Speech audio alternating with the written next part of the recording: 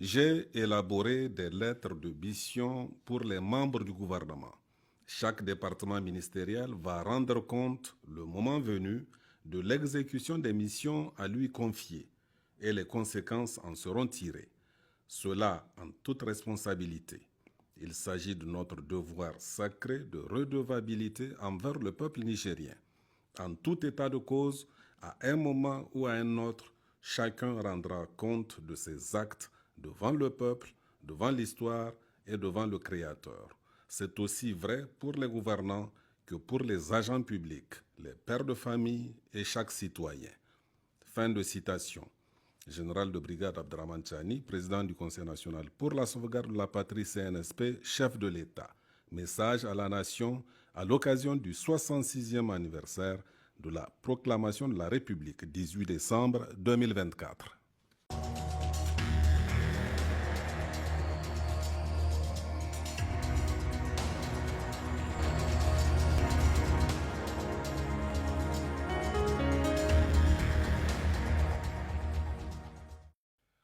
Mesdames, Messieurs, bonsoir. Nous recevons ce soir sur ce plateau la ministre du Tourisme et de l'Artisanat, Madame Sofiane Agaïcheta Guechen. Madame la ministre, bonsoir et merci pour l'honneur que vous faites à Télé Sahel pour cet entretien qui porte sur votre lettre de mission. L'insécurité qui sévit au Niger depuis des années, notamment dans les zones touristiques, a anéanti totalement le secteur combien si important du tourisme.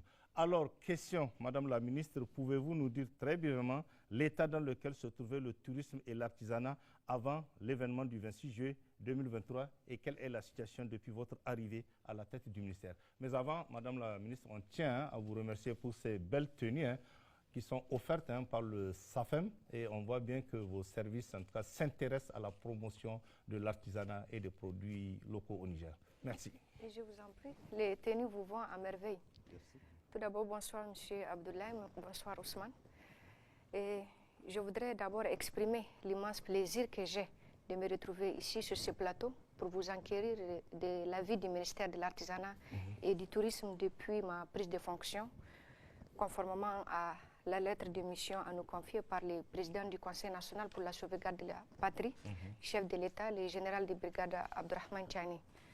C'est l'occasion pour moi de lui témoigner toute ma reconnaissance pour la confiance placée en ma personne et en la jeunesse de manière générale.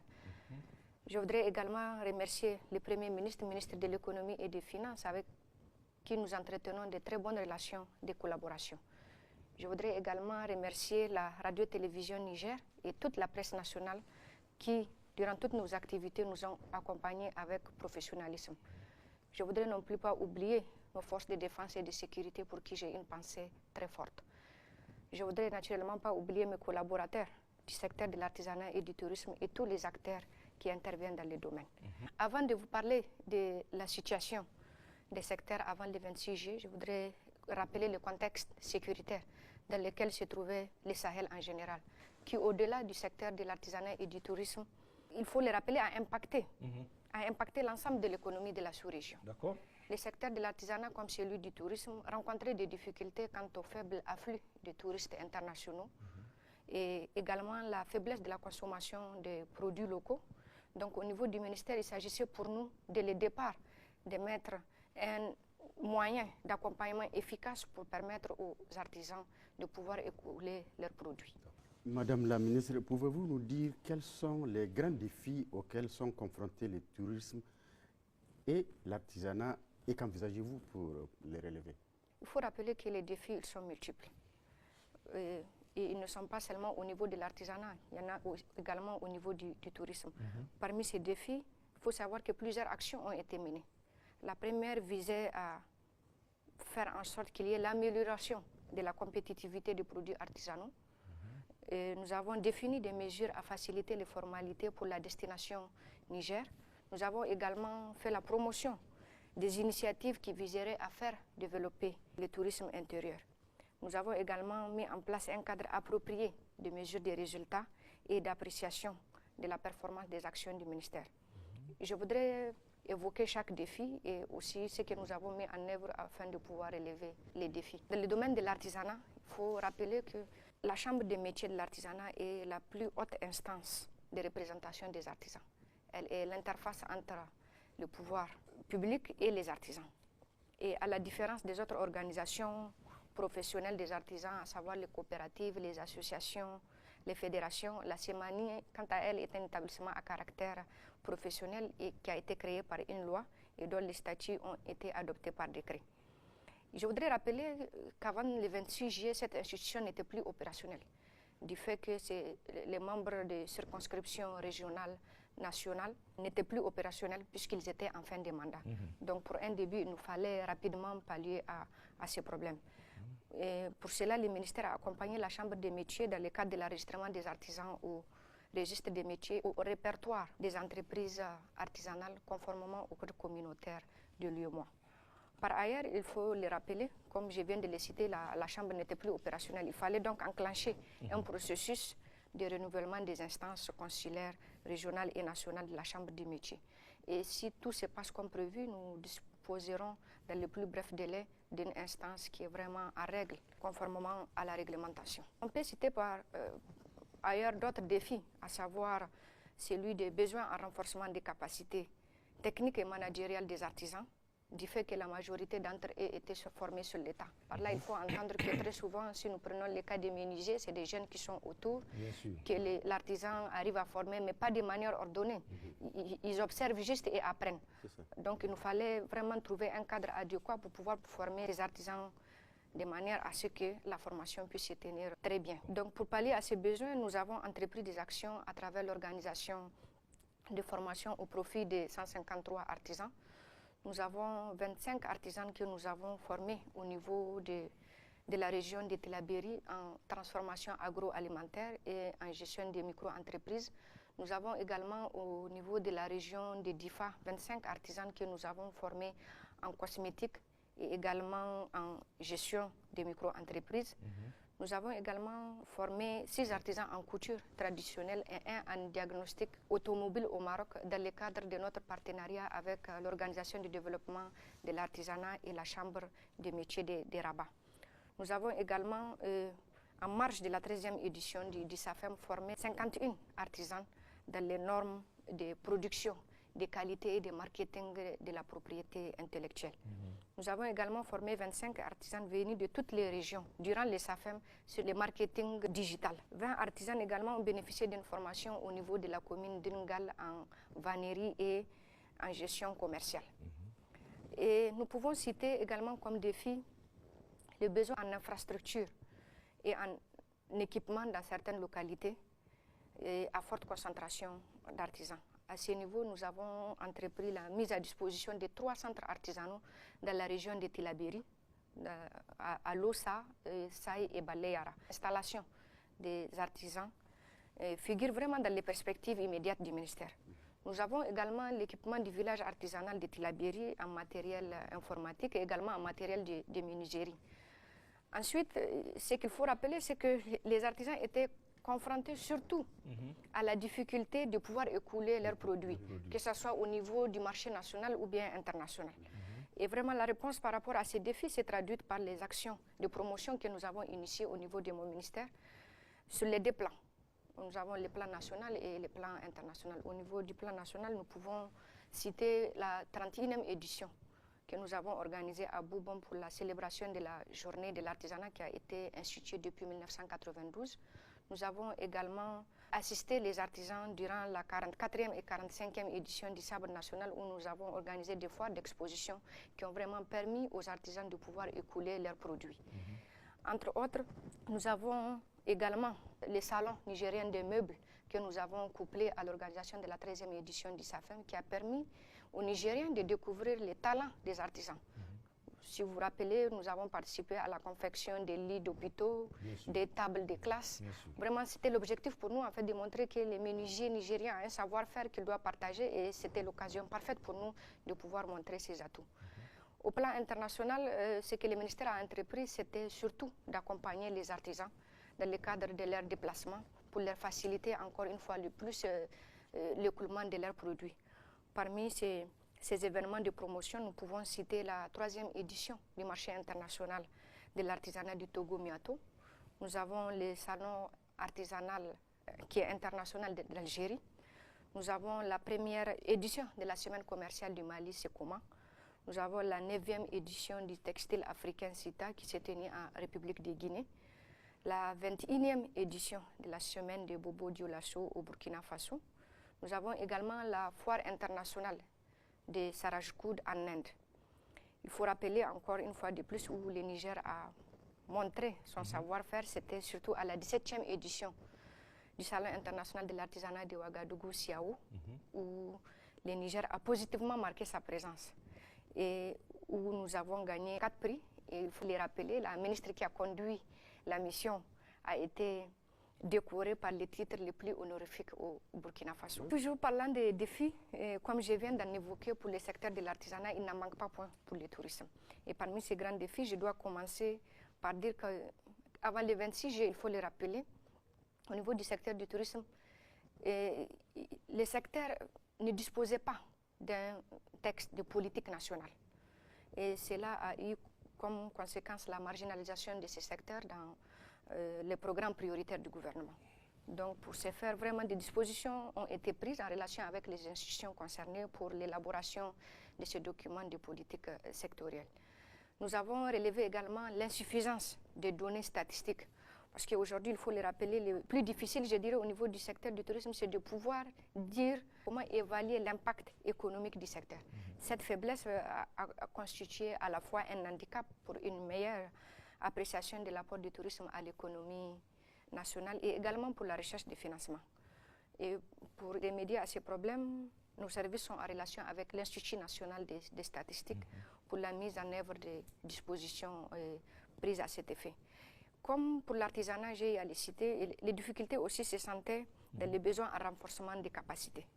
Dans le cadre de l'amélioration des performances du tourisme et de l'hôtellerie, plusieurs sessions de formation ont vu le jour. Et pendant ces formations, nous pouvons citer entre autres jusqu'à 85 acteurs que nous avons eu à former dans les secteurs du tourisme et de l'hôtellerie. Parmi ces formations, on peut citer la réception, les services d'étage, la cuisine et les pratiques d'hygiène, ici au niveau de Niamey. Un autre défi que je voudrais évoquer, qui n'est pas des moindres, est celui de la Covid-19, qui a conduit vraiment au faible afflux de touristes internationaux. Et sans oublier également l'aspect, ou je dirais la situation sécuritaire. Il y avait donc une nécessité impérieuse de vendre davantage la visibilité de la destination touristique du Niger. C'est dans ce cadre que pour redynamiser le secteur du tourisme, le ministère a axé ses efforts sur la promotion du tourisme intérieur à travers l'organisation des événements d'attractions touristiques dont nous pouvons citer la 5e édition du Festival des civilisations du fleuve qui s'est tenue l'année dernière à Boubon. Nous pouvons citer la 2e édition du Festival de l'Arewa, la Journée mondiale du tourisme qu'on a eu à fêter au niveau des girafes de Kouré, l'ouverture également de la saison touristique que nous avons amenée au niveau du musée national, plusieurs excursions touristiques sur le fleuve Niger que nous avons initiées au niveau du ministère. Si vous vous rappelez, il y avait des étudiants de la diaspora nigérienne qui étaient venus et le ministère a pris en charge ces excursions. Tout cela, vraiment, nous pourrions dire qu'il rentre dans le cadre de la promotion de ce tourisme intérieur et aussi dans le cadre de faire découvrir aux Nigériens les Niger. Leur propre pays. Voilà. D'accord. Aussi, il faut le rappeler, un cadre de réflexion a vu le jour au niveau du ministère et il a comme pour mission le développement du tourisme intérieur. Concernant la visibilité de la destination touristique du Niger, il faut le rappeler, le ministère a eu aussi à appuyer l'organisation patronale de tourisme et de l'hôtellerie, FOPAT, pour sa participation aux Journées nationales de l'industrie du Mali à Bamako. Quand on parle de FOPAT, en fait, c'est tous les acteurs qui agissent dans le domaine de l'hôtellerie et du tourisme. Donc, à chaque fois qu'il y a des événements internationaux en dehors du Niger, nous faisons en sorte que le ministère puisse faciliter à ces acteurs-là d'aller apprendre et revenir partager ses savoir-faire. Donc, pour cela, nous avons eu également à les accompagner dans le cadre du Salon international du tourisme de l'hôtellerie à Ouagadougou, où le Niger s'est distingué en remportant 4 prix dans le domaine de la restauration. Également, il faut savoir que pour les agences de voyage, des feuilles de route sont établies pour encadrer les séjours des touristes conformément au circuit proposé. Je voudrais citer un autre défi qui constitue un obstacle sérieux à la promotion du tourisme ici au Niger. et qui a été longuement décrié par les acteurs du tourisme. C'est celui de la concurrence déloyale. Ouais. Et pour cela, nous avons mis à contribution le ministère de l'Intérieur qui a adressé un courrier à tous les gouverneurs de région pour vraiment faire en sorte que les règles soient respectées dans ce sens et qu'on empêche aux acteurs qui ne disposent pas d'agrément, qui ne sont pas reconnus par les ministères, de vouloir prendre ce qui ne leur revient pas, je le dirais comme ça. Et je profite de cette occasion pour remercier ce gouverneur pour vraiment le respect de ces instructions données par le ministère de l'Intérieur. Parlant de la concurrence déloyale que vous venez d'évoquer, à qui appartiennent ces villas? Parce qu'on sait qu'il y a beaucoup de villas à Niamey. C'est la vérité, madame. Il y a beaucoup de villas à Niamey qui sont là. Et à l'occasion des événements, au lieu que les gens partent dans des hôtels, malheureusement, ce sont ces villas qui sont occupées. À qui appartiennent ces villas? Vous savez, quand vous dites villa, nous, dans nos textes, une villa, nous ne pouvons pas qualifier une villa d'hôtel. C'est des hôtels que nous avons, c'est des sites d'hébergement. Donc on parle de maisons alors? On parle de maisons. À qui appartiennent ces maisons? Je ne pourrais pas le dire. Il faut savoir qu'au niveau du ministère, nous avons des inspecteurs. En dehors des inspecteurs généraux des services, nous avons des inspecteurs des établissements touristiques. Je dirais que c'est comme des policiers qui viennent vérifier si la réglementation dans le cadre du tourisme est respectée ou pas. Et leur mission principale est d'identifier ces maisons. Donc quand vous parlez des maisons ou des villas, il faudrait rentrer en contact avec ces inspecteurs pour dire, bon, nous avons constaté une pratique ici où une villa se permet de faire de l'hébergement. Parce qu'en principe, ils n'ont pas le droit. Parce que les hôteliers se plaignent beaucoup. Oui, bien sûr. Bien sûr. C'est ce que je viens de citer. Ça rentre aussi dans le cadre de la concurrence déloyale. Mais en principe, ils n'ont pas le droit parce qu'ils ne sont pas qualifiés d'hôtel ou bien endroit, disons, d'hébergement. Parce que c'est plusieurs catégories. Nous avons les hôtels, nous avons les auberges, mais une villa n'est pas qualifiée d'hôtel. Et une villa n'est pas censée servir à héberger des gens et des étrangers. Surtout en contrepartie de quelque chose. Il y a des sanctions prévues en la matière? Des sanctions, c'est-à-dire nous sommes en rapport avec le ministère de l'Intérieur, comme je vous ai dit. Ce que nous faisons, c'est que nous dénoncions. Et après, des mesures sont prises à cet effet. Madame la ministre, le terrorisme, vous l'avez si bien souligné, hein, le terrorisme, les sanctions et l'insécurité ont porté un coup dur au secteur du tourisme et de l'artisanat. Quelle approche particulière envisagez-vous dès lors pour tenir compte de ce contexte? Avant de répondre à votre question, je voudrais rappeler une situation au niveau du ministère du Tourisme. Il faut savoir qu'avant les événements du 26 juillet, nous n'étions plus à régularité avec l'Organisation mondiale du tourisme. Ce qui nous a vraiment pas permis de pouvoir bénéficier de certains financements dans le cadre de l'accompagnement de l'Organisation mondiale du tourisme. Mais il faut savoir que des mesures ont été prises à cet effet pour pouvoir faire en sorte que nous puissions disposer du droit du vote et être éligibles pendant les sessions statutaires de cette organisation. C'est réglé. Nous avons convenu d'un commun accord de pouvoir faire en sorte que le Niger puisse retrouver sa voie durant ces sessions. Vous savez, pour mieux appréhender les défis et difficultés affectant les deux secteurs, nous avons organisé une série de rencontres avec les deux secteurs.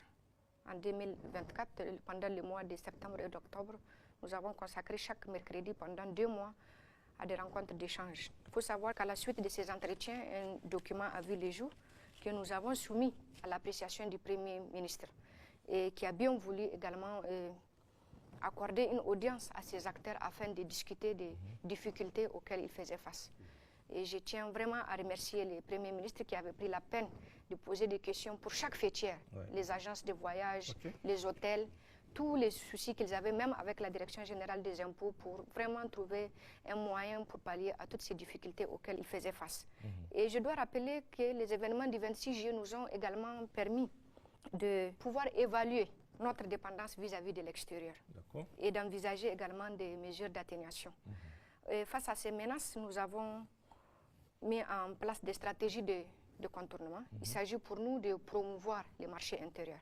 C'est dans ce sens, en ce qui concerne l'artisanat, nous avons sensibilisé les artisans sur la nécessité de produire pour les besoins locaux. Parce que trop souvent, pendant ces échanges, beaucoup se plaignaient du fait que les Nigériens n'achetaient pas chez eux. Et la remarque que nous avons eu à leur apporter, c'était qu'ils produisaient pour l'extérieur. Un bijou qu'un étranger peut acheter à 100, 200 euros n'est pas le même qu'un Nigérien pourrait s'offrir. Donc on leur a vraiment demandé de faire en sorte qu'ils puissent produire en fonction des besoins des Nigériens. C'est-à-dire s'ils peuvent avoir des bijoux à hauteur de leur prix et aussi à hauteur de leurs moyens financiers.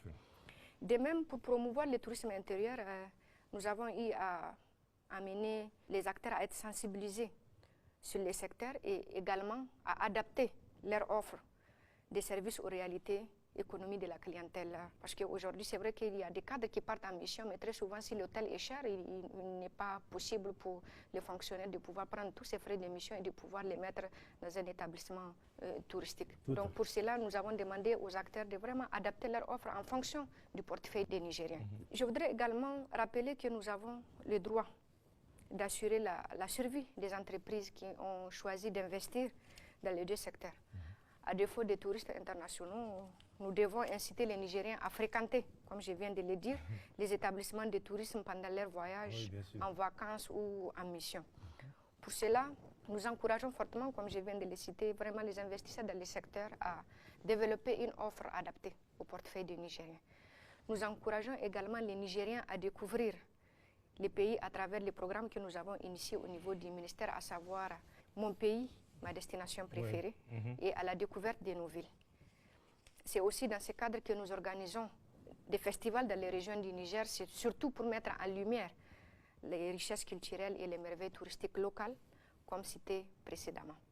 Dans le secteur de l'artisanat, nous avons mené un plaidoyer fort, il faut le rappeler, pour la prise en compte des produits de l'artisanat dans la commande publique. Et cela s'est illustré par l'organisation du Salon nigérien des meubles, le plaidoyer que nous avons mené au sein également du comité de gestion des inondations pour la prise en compte des femmes transformatrices et en agroalimentaire rentre également dans ce cadre. Il en a été de même lorsqu'il s'agissait d'organiser la 13e édition du SAFEM. Nous avons demandé aux artisans de nous confectionner des pagnes qui sont produits ici. Si vous vous rappelez, pendant la cérémonie d'ouverture, les écharpes qui avaient été mis ont été produits par nos artisans. En ce qui concerne le commerce électronique, parce que, bon, comme vous l'avez cité, aujourd'hui, nous avons un souci sécuritaire qui ne permet pas à nos artisans de pouvoir se déplacer et qui ne permet pas non plus à certains touristes de vouloir venir. Donc, il s'agissait pour nous de réfléchir rapidement à des moyens pour pouvoir faire en sorte que les artisans qui sont assis chez eux ou bien dans leurs boutiques ou dans les centres artisanaux puissent écouler leurs produits. C'est dans ce cadre que nous avons mis en place des formations en commerce électronique. Le e-commerce. Le e-commerce, voilà, en collaboration avec l'Agence nationale de la société d'information ANSSI. Nous avons également organisé des formations au profit des femmes artisanes représentant les 8 régions en marketing digital. Nous comptons poursuivre ces partenariats avec l'ANSSI pour promouvoir le e-commerce, comme vous venez de le citer, dans les secteurs de l'artisanat, y compris celui du tourisme. Nous avons également une convention en projet avec le ministère de la Communication dans le cadre de la plateforme de Niger Post qui est Kaomini, qui rentre aussi dans ce cadre. C'est une plateforme où la personne peut commander ce qu'elle veut et puis elle est livrée. Le e-commerce, ça marche? Ça marche, oui. Ils ont une plateforme au niveau de Niger Post qui s'appelle Kaomini et nous sommes en collaboration avec eux pour que nous puissions intégrer en fait les artisans dans leur base de données pour qu'ils puissent écouler leurs produits. Quelle place occupe le tourisme et l'artisanat dans notre société et dans notre économie? Que comptez-vous faire pour faire de l'artisanat un véritable levier économique et social? Vous savez, le tourisme, c'est l'industrie du voyage. Les Nigériens voyagent beaucoup et pour preuve, nous avons plus de 20 compagnies de transport terrestre ici au Niger qui sont dynamiques et opérationnelles. Actuellement, la majorité des clients de nos structures d'hébergement sont constitués d'étrangers en séjour ou de passage au Niger. Notre stratégie vise à casser cette dépendance en favorisant le développement du tourisme domestique. Nous comptons aussi, à travers les actions ciblées et harmonisées, promouvoir et développer le tourisme comme levier pour la reprise économique du pays. En ce qui concerne l'artisanat, je dois rappeler que beaucoup ont une compréhension étroite du secteur de l'artisanat.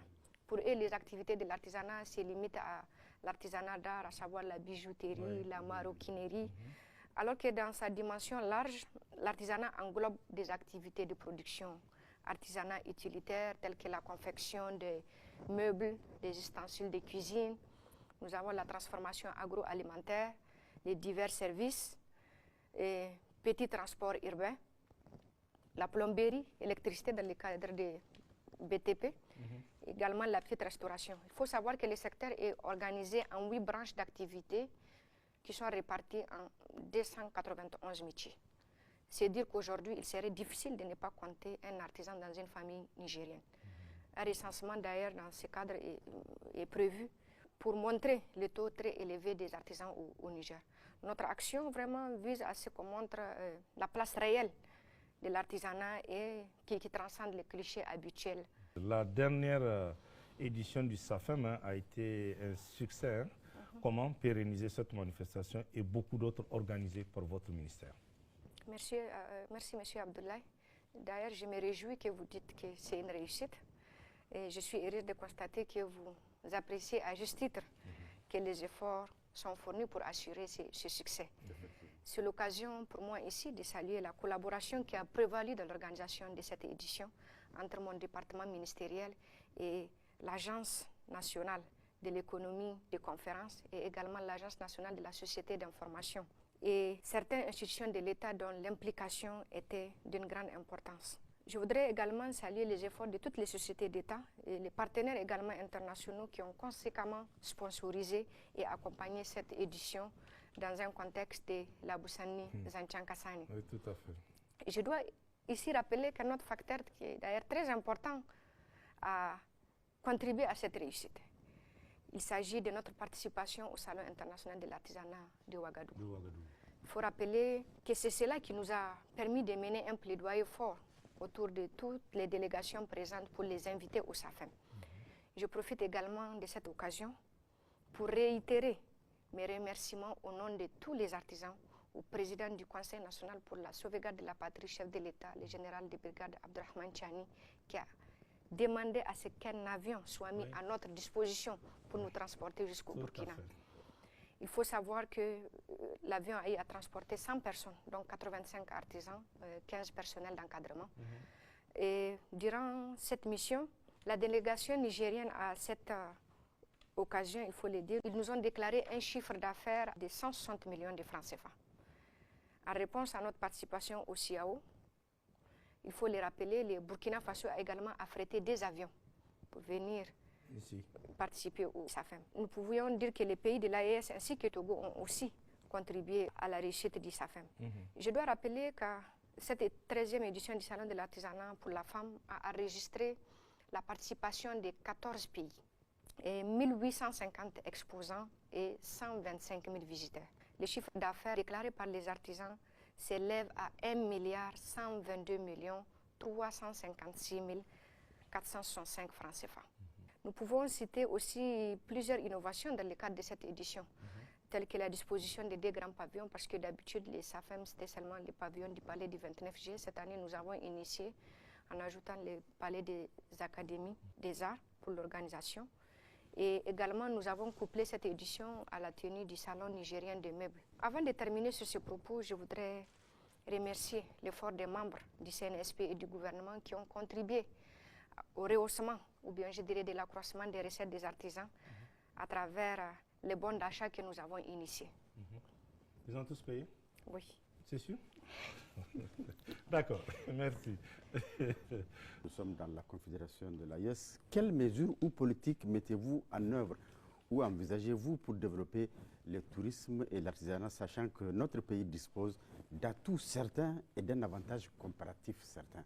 Vous savez, depuis les difficultés actuelles, les similitudes profondes entre nos peuples font de l'AES une zone politique, culturelle, économique d'une grande cohésion et d'un potentiel touristique indéniable. Dans notre espace, nous pouvons ensemble promouvoir des circuits inter-États et inciter nos opérateurs de tourisme à collaborer pour vendre la destination AES. La création d'une fédération de professionnels de l'AES est en projet avec une première réunion qui s'est tenue à Ouagadougou en marge du CITO et une deuxième à Bamako en marge du Forum du tourisme en sont les premières étapes. Dans le domaine de l'artisanat, il y a eu la signature de la stratégie commune de développement de l'artisanat à Ségou au Mali où j'étais dernièrement. Nous pouvions dire que les 3 pays ont toujours été solidaires dans l'organisation des manifestations dans le domaine de l'artisanat et du tourisme. Nous pouvons à ce titre dire que la Confédération est bien en marche dans les 2 secteurs. Madame la ministre, comment comptez-vous mettre en place un cadre approprié de mesures de résultats et d'appréciation de la performance des actions de votre ministère? Je vous remercie, M. Abdoulaye. Vous savez, pour une meilleure visibilité de ces actions et des résultats qui en découlent, le ministère se base sur divers outils de suivi. Parmi ceux-là, nous pouvons citer la production régulière des rapports d'activité périodiques des services centraux et des structures sous tutelle, les différentes inspections menées par les services du ministère, celle de l'inspection générale du service et d'une part également celle des établissements du tourisme. En outre, dans le souci de renforcer ces dispositifs, le ministère est dans une perspective de signature de contrats et de performances individuelles pour une meilleure évaluation de chaque agent dans sa responsabilité. Merci Madame la Ministre. Quel sera le mot de la fin? Je lance un appel à tous les Nigériens d'ici et de la diaspora à venir découvrir les merveilles touristiques du Niger. Je voudrais également saluer la résilience des acteurs de l'artisanat et du tourisme parce qu'il faut les rappeler. Mon ministère est celui qui a été le plus impacté par les sanctions injustes et uniques qui nous ont été imposées par la CEDEAO. Et nous sommes aussi les plus sensibles aux soucis du contexte sécuritaire. Donc je tiens vraiment à saluer leur résilience et à les encourager à continuer davantage, à persévérer dans ce qu'ils font et à rester debout, comme on le dit. Et comment comptez-vous soutenir les hôteliers, hein? Parce que là, il faut le dire, parce que les hôteliers ont quand même pris un sérieux coup. Et dans cette situation, bien avant, il y avait le Covid que vous avez cité et l'insécurité qui est là. Et aujourd'hui, on sait que ces établissements hôteliers rencontrent d'énormes difficultés. Qu'est-ce que le ministère est en train de faire pour soutenir ces hôteliers aujourd'hui? Si vous avez suivi, j'ai cité que pendant le mois de septembre et d'octobre, nous avons initié des rencontres d'échange avec ces acteurs. Et aussi à travers tous les déplacements que j'ai eu à faire, je pense que j'ai eu à visiter tous les établissements de l'hôtellerie ici à Niamey. S'agissant des hôteliers, nous discutons avec eux tous les jours. Nous sommes en étroite collaboration avec eux parce que je n'ai pas cessé de citer la Fédération des organisations patronales du tourisme et de l'hôtellerie. Nous discutons tous les jours sur les moyens par lesquels nous pouvons les accompagner. Et j'ai même cité un mémorandum qui a vu les jours, que nous avons soumis au Premier ministre qui a décidé d'accorder une audience à ces acteurs où il leur a donné la promesse qu'il y aura une autre rencontre qui verra les jours avec la Direction générale des impôts, parce que les soucis ne sont pas seulement sécuritaires, il y a les impôts économiques, voilà. Bien sûr. Donc avec les ministères également de l'énergie par rapport à toutes les coupures qui ont été enregistrées pour voir dans quelle mesure il pourrait y avoir une certaine souplesse pour ces hôteliers. Merci vraiment pour cet entretien, merci. Mesdames et messieurs, c'est la fin de cet entretien. Merci de l'avoir suivi et nous poursuivons notre série d'entretiens avec les membres du gouvernement. Excellente soirée à tous. Au revoir.